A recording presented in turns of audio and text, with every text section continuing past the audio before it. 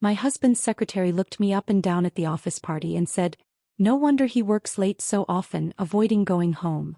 I smiled sweetly and asked her one simple question very quietly.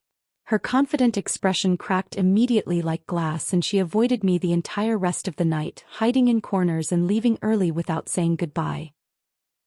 I smiled at Elizabeth. Not a big smile, just enough to show teeth. The kind of smile that could mean anything. "That's funny," I said, keeping my voice pleasant. "I was just thinking about how much Ryan must trust you."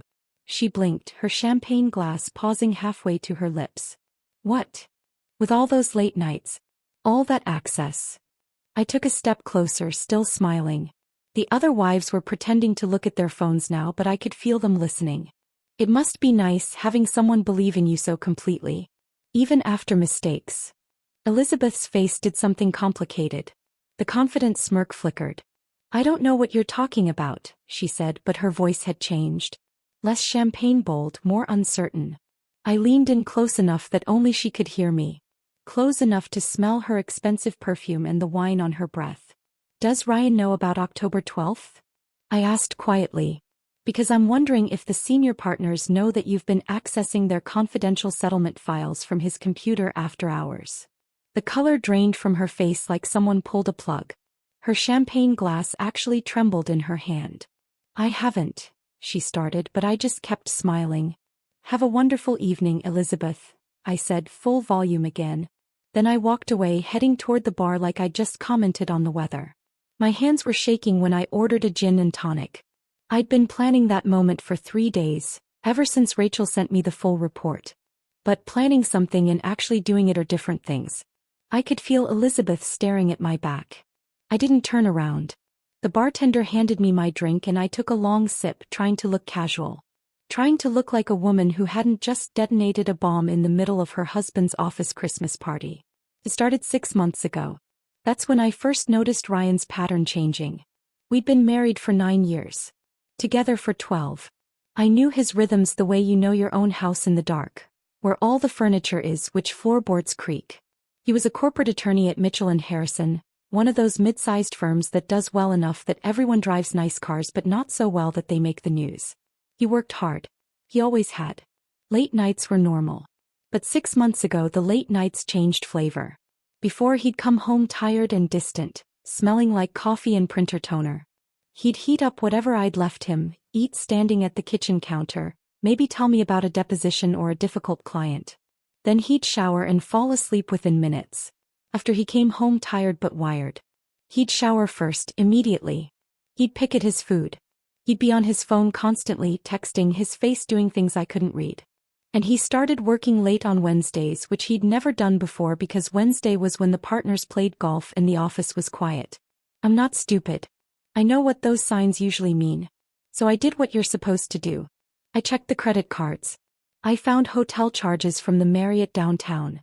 3 of them, all on Wednesday afternoons over the span of 6 weeks. The charges stopped after that, but by then I'd already started investigating.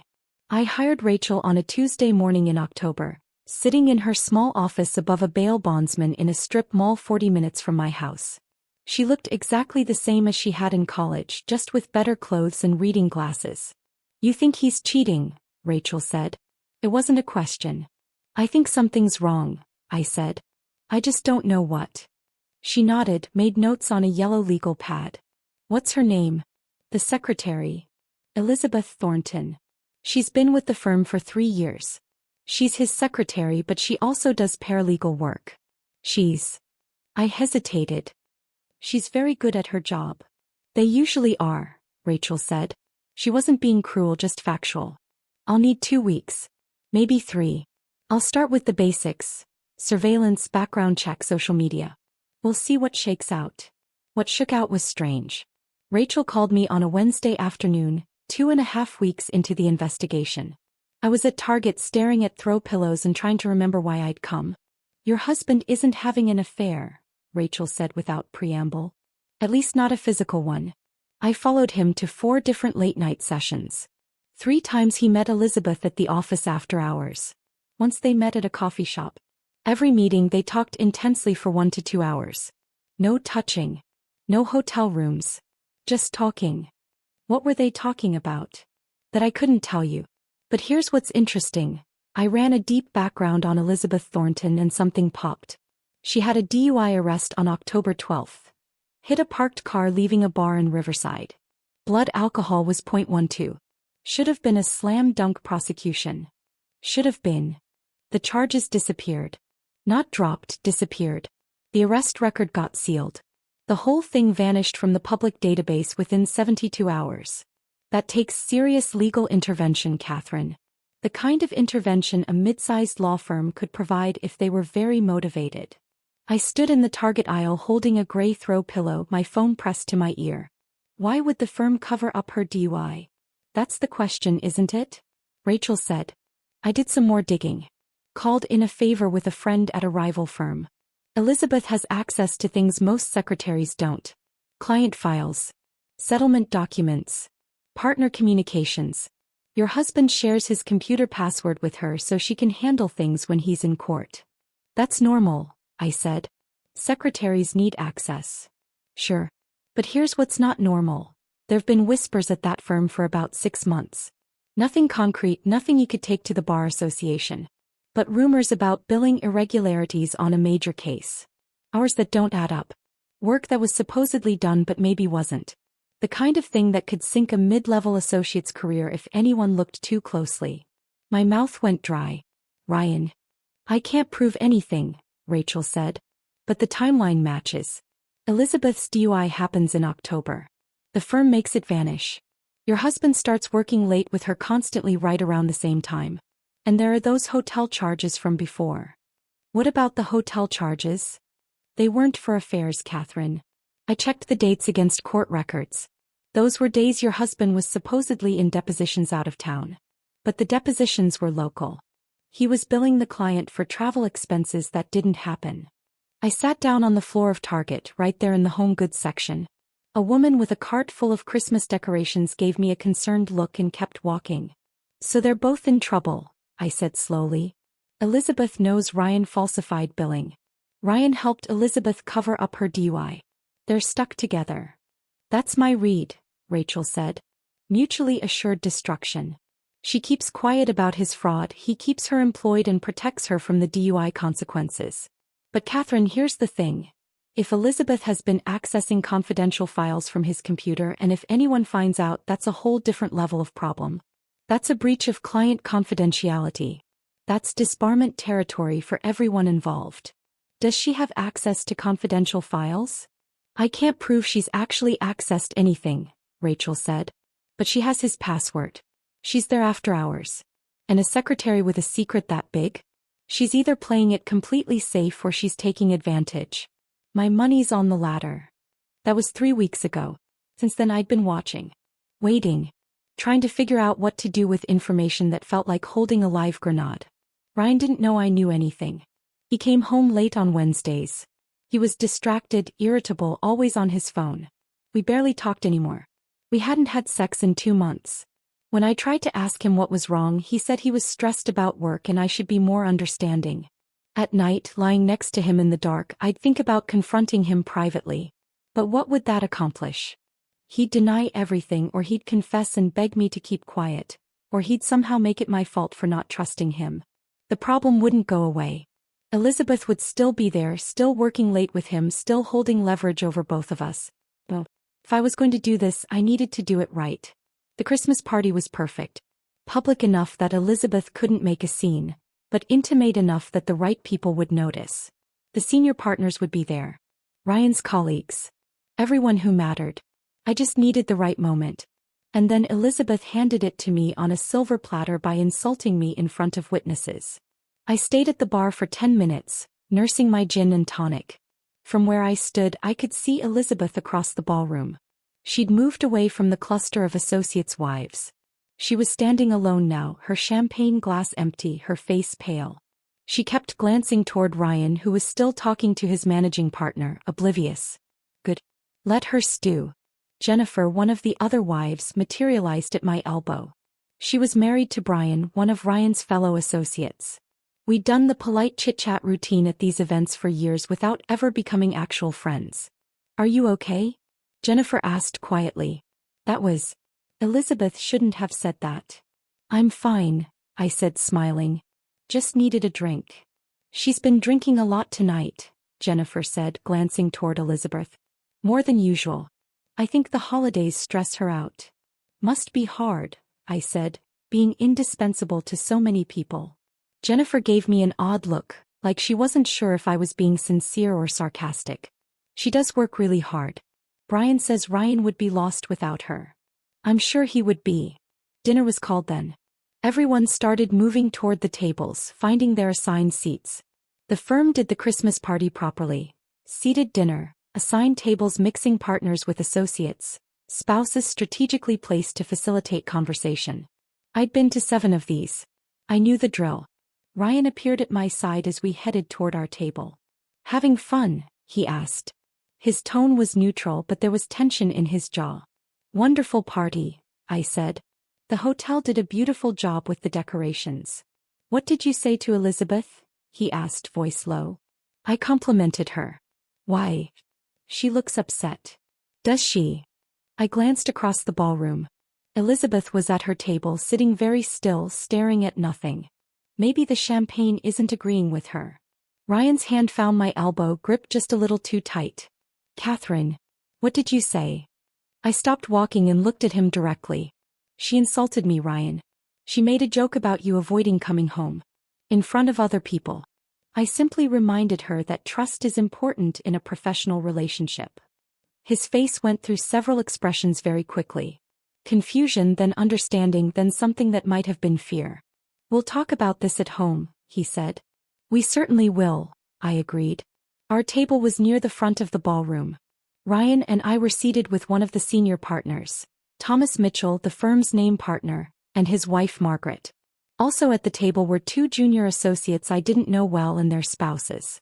Everyone was polite, smiling, performing the ritual of firm holiday cheer. Elizabeth was 3 tables away. I could see her if I tilted my head slightly. She wasn't eating. She was drinking water now, no more champagne. Every few minutes she'd pull out her phone, look at it, put it back down. Catherine, how have you been? Margaret Mitchell asked. She was in her 60s, elegant, wearing pearls. We haven't seen you at the firm events lately. Just busy with work, I said. I taught high school English, which always seemed to surprise people at these events, like they expected all the wives to be stay-at-home mothers or interior decorators. End of semester is always chaotic. I don't know how you do it, Margaret said. Teaching teenagers. That must be exhausting. It has its challenges, I agreed. But at least teenagers are usually honest about what they're thinking. Even when they're lying, you can tell.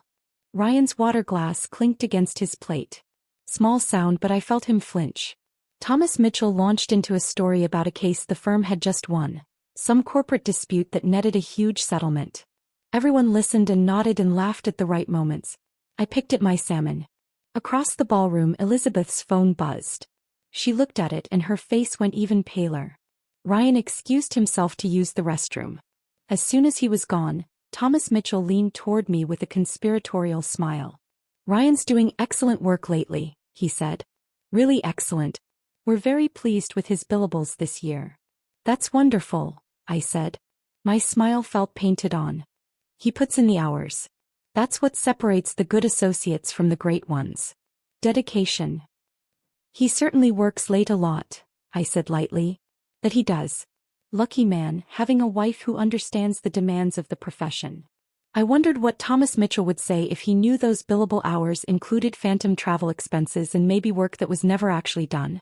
I wondered what he'd say if he knew his firm had covered up a DUI for a secretary who might be accessing confidential client files. But I just smiled and said, I appreciate that he loves his work. Ryan came back from the restroom looking worse than when he'd left. He sat down heavily, reached for his wine glass. His hand wasn't quite steady. Dessert arrived. Chocolate mousse with raspberry sauce. I ate mine slowly, savoring it. Elizabeth, 3 tables away, pushed hers around her plate without taking a bite. Then she stood up. Everyone was still eating, still talking. But Elizabeth stood up, grabbed her purse and walked quickly toward the ballroom exit. Not quite running but close. Several people glanced up, noticed. Ryan definitely noticed. His face went tight with panic. Excuse me, he muttered, standing. Where are you going? I asked. I'll be right back. He followed Elizabeth out of the ballroom. I counted to 30, then excused myself as well. Margaret Mitchell gave me a knowing smile, like she thought I needed to powder my nose or something equally quaint. The hallway outside the ballroom was quiet, elegant, carpeted. I could hear voices coming from around the corner, near the hotel's coat check. Ryan's voice low and urgent. Elizabeth's voice higher, strained. I walked slowly, my heels silent on the carpet. Stopped just before the corner where I could hear but not be seen. Knows something, Elizabeth was saying. I don't know what, but she knows. Ryan, she mentioned October 12th. She knows about the arrest. That's impossible. It was sealed. Nobody knows about that except the firm. Except Thomas. Except whoever he paid to make it disappear. Maybe somebody talked. Maybe. Nobody talked, Ryan said, but he didn't sound convinced. Elizabeth, just calm down. You're overreacting. Catherine probably just. She mentioned the settlement files. Elizabeth cut him off. She said something about me accessing confidential files from your computer. How would she know that unless she knows something? Unless someone told her? Silence. Long silence. Have you been accessing the settlement files? Ryan asked finally. His voice had gone very quiet, very careful. What? Oh. Why would I? Elizabeth. Have you? I needed to know, she said, and her voice cracked. I needed to know if what you did was on the Peterson case or somewhere else. I needed to know how much exposure we had. So yes, I looked at the files. I looked at the billing records. And Ryan, there's a problem. Jesus Christ, Ryan breathed. The Peterson case has holes in it. Big holes.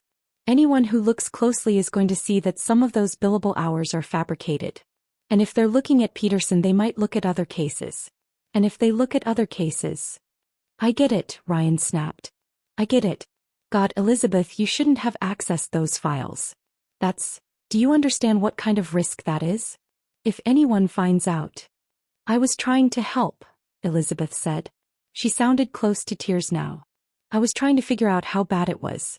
Because if it's bad, Ryan, if they find out, I'm done too. I helped you cover it up. I was there when you logged those hours. My name is on the support documentation. I felt cold. Colder than I'd felt in weeks. Because this was worse than I'd thought. This wasn't just Ryan falsifying billing and Elizabeth covering up a DUI. This was active fraud. This was conspiracy. This was both of them in so deep that there was no easy way out. We need to be calm, Ryan said, but his voice was shaking. We need to think. If Catherine knows something, we need to figure out what she knows and how she knows it. Then we can. Can what? Elizabeth demanded. What exactly is your plan here, Ryan? Because from where I'm standing, your wife just threatened me in the middle of your office Christmas party, and I don't think she was bluffing. I'll talk to her, Ryan said. I'll handle it. Like you've handled everything else? That's not fair. Nothing about this is fair, Elizabeth said, and now she was definitely crying.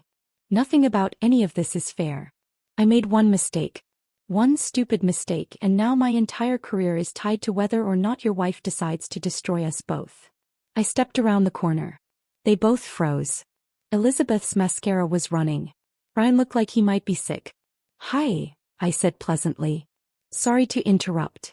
I was just wondering when you were coming back to dinner, Ryan. They're about to do the gift raffle. Ryan opened his mouth. Closed it. Opened it again. Catherine. Elizabeth, are you feeling all right? I asked, looking at her directly. You look a little ill. Maybe you should go home and rest. Big day tomorrow, I'm sure. Elizabeth stared at me like I was a snake that had just started talking. I don't.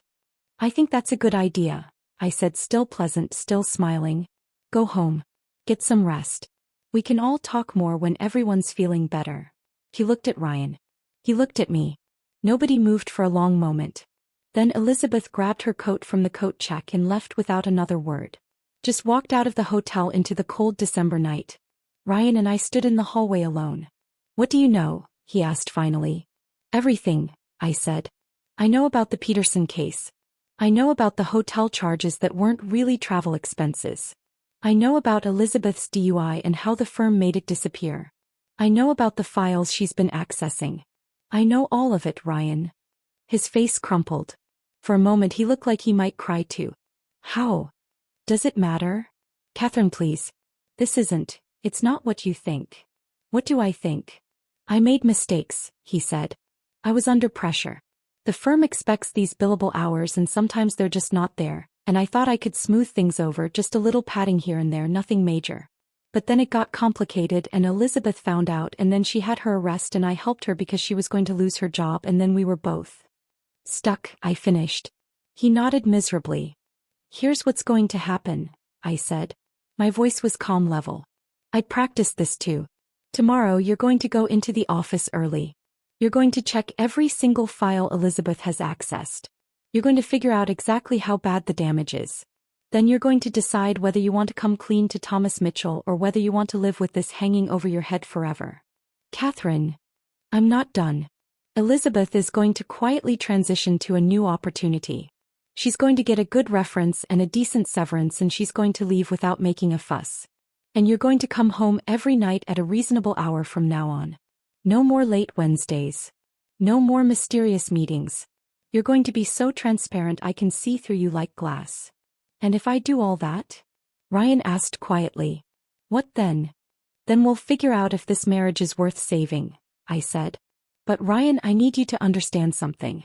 I'm not the helpless wife you've been avoiding coming home to. I'm the person who figured this all out while you and Elizabeth thought you were being clever. I'm the person who knows everything now. So if you ever treat me like I'm stupid again, I won't ask questions. I'll just make phone calls. He looked at me like he'd never seen me before. Do we understand each other? I asked. Yes, he whispered. Good. Now let's go back to dinner before people start wondering where we went. I walked back to the ballroom. After a moment, Ryan followed. At our table, Margaret Mitchell asked if everything was all right. I said everything was fine. Elizabeth just wasn't feeling well and had gone home early. Thomas Mitchell made a sympathetic noise and said the flu was going around. The gift raffle happened. Someone won a spa basket. Someone else won a gift certificate to a steakhouse. Everyone clapped politely. Ryan sat next to me, not eating, not talking, his face gray. I finished my chocolate mousse. It was delicious. We stayed until the end of the party because leaving early would have looked strange. We said goodnight to Thomas and Margaret Mitchell, to the other associates and their spouses. Everyone said what a lovely evening it had been. In the car driving home, Ryan tried to talk. I turned on the radio. Classical music, a piano concerto. I hummed along. When we got home, I went upstairs and changed out of my red dress. Hung it carefully in the closet. It had served its purpose. Ryan stood in the bedroom doorway. Can we talk now? Tomorrow, I said. Tonight I'm tired. Catherine, please. Tomorrow, Ryan. He slept in the guest room that night. I slept better than I had in 6 months. 2 days later, Elizabeth Thornton announced she was leaving Mitchell and Harrison to pursue new opportunities. Her departure was friendly, professional. He got a good reference. She sent a thank you email to the whole office. Ryan started coming home at 6 o'clock. Every night like clockwork. 3 weeks after the Christmas party, he told me he'd gone to Thomas Mitchell. Confessed to the billing irregularities on the Peterson case. Offered to make financial restitution and accept whatever consequences the firm deemed appropriate. Thomas Mitchell, Ryan said, had been surprisingly understanding. Mistakes happen. Pressure does things to people. What matters is integrity and honesty when things go wrong. Ryan would be on probation for a year, his partnership track delayed, but he'd keep his job. I asked if he'd mentioned Elizabeth's access to the confidential files. He said he hadn't. Some secrets, he said, were better left buried if they didn't need to be exposed. I didn't argue. The marriage might not survive this, but at least Ryan was finally being honest. At least he was finally treating me like an equal instead of an obstacle to manage. Rachel called me a week into January. I heard Elizabeth Thornton left the firm. Friendly departure. Very friendly, I said. And your husband? Coming home on time. Telling the truth. We'll see. You did good, Catherine, Rachel said. You played it perfectly. I just asked a question, I said. The right question at the right time is more powerful than any accusation, Rachel said. You knew that. That's why it worked. After we hung up, I thought about that. About power and knowledge and the moment you choose to use both. About the years I'd spent making myself smaller, quieter, easier. I wasn't small anymore. And if Ryan wanted this marriage to work, he was going to have to learn to live with a wife who knew how to ask the right questions. What would you have said to Elizabeth? Drop your favorite moment from Catherine's power move in the comments below.